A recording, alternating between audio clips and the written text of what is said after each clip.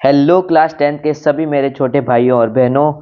मैं अर्पितराज सोनी आप सबका स्वागत करता हूं बोर्ड जोन जूनियर में, जहां आज की वीडियो में हम डिस्कस करने वाले हैं प्री बोर्ड एग्जामिनेशन की सच्चाई। कैसे आप प्री बोर्ड एग्जामिनेशन के लिए सिलेबस पूरा करेंगे, और इस वीडियो में आपको स्ट्रेटजी बताऊंगा कि कैसे आप प्री बोर्ड में ही 95 प्लस स्कोर कर पाएंगे और क्या है प्री बोर्ड की सच्चाई। क्लास 10th आरबीएससी के स्टूडेंट, प्री बोर्ड को लाइटली लेने की गलती अगर तुमने कर दी तो बोर्ड एग्जाम में 95% का सपना मुश्किल हो जाएगा। आज मैं तुम लोगों को बताऊंगा कि प्री बोर्ड की असली सच्चाई क्या है, सिलेबस को कैसे कंप्लीट करें। अगर आपका 60% सिलेबस हो चुका है या 90% सिलेबस हो चुका है तो क्या स्ट्रेटजी रहेगी, दोनों को अलग अलग डिस्कस करेंगे। टाइम मैनेजमेंट कैसे करें और कैसे प्री बोर्ड को स्किप न करके बल्कि उसे करना चाहिए, तो उसके पीछे क्या कारण है। तो चलिए डिटेल में इस वीडियो को समझते हैं। पहले हम बात करते हैं कि प्री बोर्ड के लिए क्या मिथ है और क्या रियलिटी है। तो पहले मिथ की बात कर लेते हैं। तो प्री बोर्ड जो है वो बस फॉर्मेलिटी है, ये कुछ मिथ्स हैं। बोर्ड में अलग पेपर आता है, प्री बोर्ड के जो मार्क्स है वो मैटर नहीं करते हैं। अब मैं आपको बताता हूँ कि रियलिटी क्या है। रियलिटी ये है कि pre board is equals to board का रियल सेल।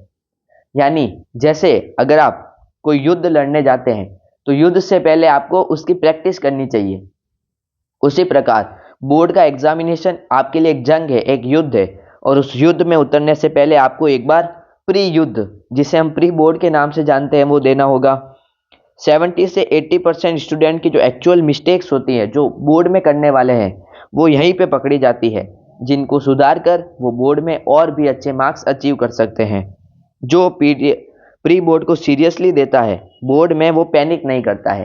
यानी जो बोर्ड में आप लोगों को जो प्रेशर है वो आपका प्री बोर्ड में ही हैंडल करने की जो आपके पास स्ट्रेंथ है वो आ जाती है। यानी प्री बोर्ड जो है वो मिरर के बराबर है। मिरर यानी एक कांच की बराबर है, जिससे आपकी रियलिटी दिखेगी कि आप बोर्ड में कैसा कर पाएंगे। तो यहाँ दिखेगा वही बोर्ड में रिपीट होगा। तो चलिए आगे हम बात करते हैं कैसे रिपीट होगा।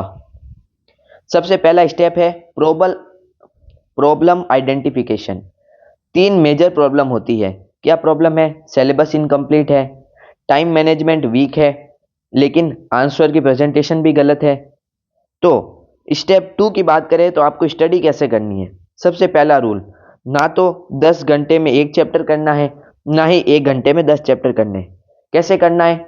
सभी को बराबर टाइम देना है। सबसे पहले लेक्चर देख लीजिए, लेक्चर में आप कोई भी वन शॉट दे सकते हैं, फिर उसके नोट्स बना लीजिए और पीवाईक्यू कर लीजिए। प्री बोर्ड का जो गोल है वो मार्क्स नहीं है, प्रॉब्लम्स को पकड़ना है। अगर आपने गलतियों को सुधारा तो बोर्ड्स में आपके मार्क्स ऑटोमेटिकली अच्छे हो जाएंगे।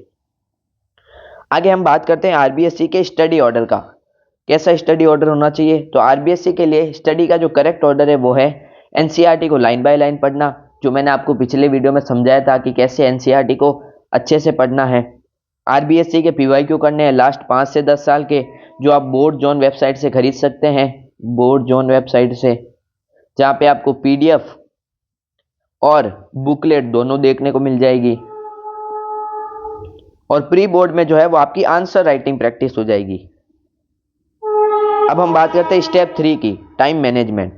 3 घंटे का पेपर होगा। पहले 15 मिनट में आपको पूरे क्वेश्चन पेपर को स्कैन करना है, यानी अच्छे से पढ़ना है। 2 बार, कम से कम 2 बार उस पेपर को पढ़ना है। अगले 2.5 घंटे में उस पेपर को अटेम्प्ट करना है। अटेम्प्ट करने का तरीका भी मैं आप लोगों को शॉर्ट में बता देता हूँ। पेपर को कैसे अटेम्प्ट करें उसके लिए भी हम एक आगे लॉन्ग वीडियो बनाएंगे। सबसे पहले आपको वो क्वेश्चन करने हैं जो आपको सबसे ज़्यादा अच्छे से आते हैं, क्योंकि first impression is the last impression. जो क्वेश्चन अच्छे से आता है उससे पहले करिए, फिर धीरे धीरे जो नहीं आते हैं उनकी तरफ बढ़िए, और लास्ट 15 मिनट में पूरे पेपर को रीचेक करके रिवीजन करना है। गाइड और एक्स्ट्रा बुक तभी उठाएं जब एनसीईआरटी स्ट्रांग हो। अगर आपकी एनसीईआरटी स्ट्रांग है तो आप गाइड और एक्स्ट्रा बुक उठा सकते हैं। आगे बात करें डेली प्रैक्टिस स्ट्रेटजी की, तो कैसे आप डेली प्रैक्टिस कर सकते हैं। मैथ टाइम बाउंड क्वेश्चन, जो मैंने आपको मैथ की स्ट्रेटजी में बताया था कि हर क्वेश्चन को आपको टाइमर के साथ करना है। साइंस की बात करें तो डायग्राम और न्यूमेरिकल की प्रैक्टिस करनी है। कहाँ से करनी है? एनसीईआरटी से करनी है, और एनसीईआरटी के बाद आपको पीवाईक्यू से करनी है। एसएसटी की बात करें तो हेडिंग और कीवर्ड, एसएसटी की पूरी डीप स्ट्रेटेजी मैंने अभी पिछले वीडियो में समझाई है। और इंग्लिश के लिए आपको वर्ड लिमिट में थोड़ी सी स्ट्रिक्टनेस बरतनी है, क्योंकि अगर आपने वर्ड लिमिट से ज़्यादा लिख दिया या कम लिख दिया तो आपके लिए हानिकारक हो सकता है। अब हम दो केस की बात करते हैं। पहला केस है जिन बच्चों का 60% सिलेबस कंप्लीट हो चुका है, उन बच्चों को बिल्कुल भी पैनिक नहीं करना है। तो उनके लिए क्या स्ट्रेटजी है, चलिए डिस्कस करते हैं। तो सबसे पहले हाई वेटेज चैप्टर को करना है। अगर आपके 60% सिलेबस हो चुका है तो बचे हुए 30 या 40% में से आपको सबसे पहले हाई वेटेज चैप्टर को कंप्लीट करना है। वीक चैप्टर के लिए ओनली एनसीईआरटी और पीवाईक्यू करने हैं। डेली टारगेट ये रखना है कि कम से कम 2 सब्जेक्ट जो है वो आपको मिनिमम पढ़ने हैं। और एक चैप्टर को आपको किस प्रकार पढ़ना है, तो सबसे पहले उसको कॉन्सेप्ट को समझना है। कॉन्सेप्ट आप वन शॉट से समझ सकते हैं। उसके बाद आपको वन शॉट देखते हुए नोट्स बनाने हैं। नोट्स बनाने के बाद आपको पीवाईक्यू करने हैं। 5 से 10 क्वेश्चन आपको एनसीईआरटी से प्रैक्टिस करने हैं और शॉर्ट नोट जो है वो आपके लेक्चर देखने के दौरान बन जाएंगे। तो ये थी स्ट्रेटेजी जो 60% सिलेबस कंप्लीट कर चुके हैं। अब हम बात करते हैं उन बच्चों की जिनका 90% सिलेबस कंप्लीट हो चुका है। अब उनका जो फेज़ है वो स्कोरिंग फेज़ है। कैसे वो 90% से 100% सिलेबस को कंप्लीट करके रिवीजन करके 100 आउट ऑफ 100 मार्क्स स्कोर कर सकते हैं। तो चलिए उनकी स्ट्रेटेजी को समझते हैं। पहला है फुल सिलेबस का रिवीजन करो।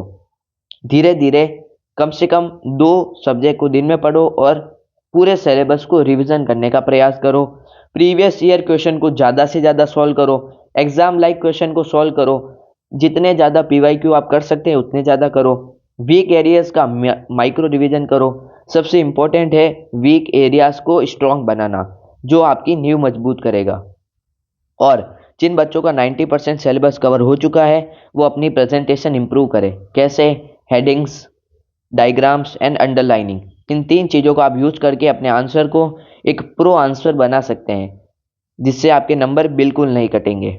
तो यहीं से 90% सिलेबस कंप्लीट करा हुआ बच्चा 95% तक जंप करता है। अब हम बात करते हैं आरबीएससी की फोकस स्ट्रेटजी पे। अगर हम बात करें लैंग्वेज की, तो क्वेश्चन की जो लैंग्वेज होती है वो सिंपल होती है और डायरेक्ट आपको समझ में आ जाती है। आंसर जो है वो आपको एनसीईआरटी बेस्ड लिखने हैं।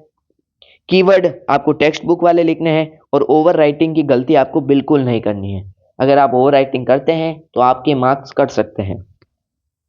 अब हम थोड़ा बोर्ड के पेपर की बात कर लेते हैं। तो बोर्ड का जो पेपर होता है वो टफ नहीं होता है, लेकिन स्मार्ट प्रिपरेशन मांगता है।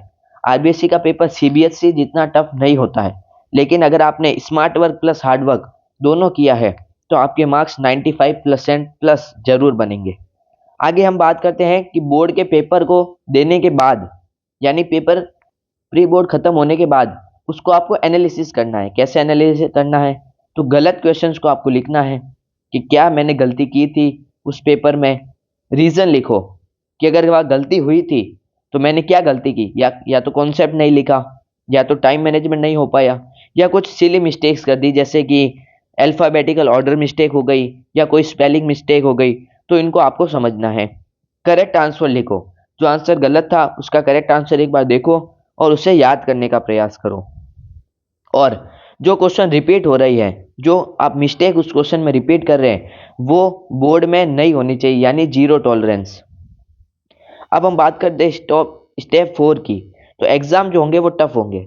मैं आप लोगों को पहले ही बताता हूँ, हर स्कूल 80 से 90% जो स्कूल होते हैं वो प्री बोर्ड एग्जामिनेशन टफ बनाते हैं। सच्चाई यही है कि पेपर जो है वो टफ नहीं होता है, प्रेशर टफ होता है। अगर आप इस टफ पेपर को दोगे तो आपके ऊपर प्रेशर पड़ेगा। जो प्रेशर बोर्ड में पड़ना था वो पहले ही प्री बोर्ड में पड़ जाएगा, जिससे प्रेशर हैंडल होगा और टाइम मैनेजमेंट अच्छा होगा। जो प्री बोर्ड में प्रेशर हैंडल कर लेगा वो बोर्ड में काम रहेगा। और जितनी धैर्यता के साथ, जितनी परसिवेरेंस के साथ आप पेपर देंगे, उतने ज़्यादा मार्क्स आपको देखने को मिलेंगे। अब हम बात करते हैं फाइनल टिप्स की। तो फाइनल टिप्स आप लोगों के लिए क्या रहेगी? तो फाइनल टिप्स की बात करें तो प्री बोर्ड को है वो बिल्कुल भी स्किप नहीं करना है। सारे प्री बोर्ड को टाइम टू टाइम देना है। मार्क्स से ज़्यादा एनालिसिस इंपॉर्टेंट है। अगर आपके मार्क्स 60 to 70% भी आ रहे हैं तो कोई इसमें ख़राब बात नहीं है। ये मिथ है कि अगर प्री बोर्ड में कम नंबर आए तो बोर्ड में भी कम आएंगे, ऐसी कोई ज़रूरत नहीं है। आप लोगों को बस एनालिसिस करना है कि आप कहाँ पे गलती कर रहे हैं और उस गलती को बोर्ड में नहीं दोहराना है। एनसीईआरटी बाइबल है, मैंने पहले ही बता दिया है। और एक लाइन, एक शब्द जो मैं हर वीडियो में अपनाता हूं वो है कंसिस्टेंसी। मोटिवेशन को अभी 1 महीने के लिए भूल जाओ, कंसिस्टेंसी रखो। निरंतरता और धैर्यता सफलता की कुंजी है।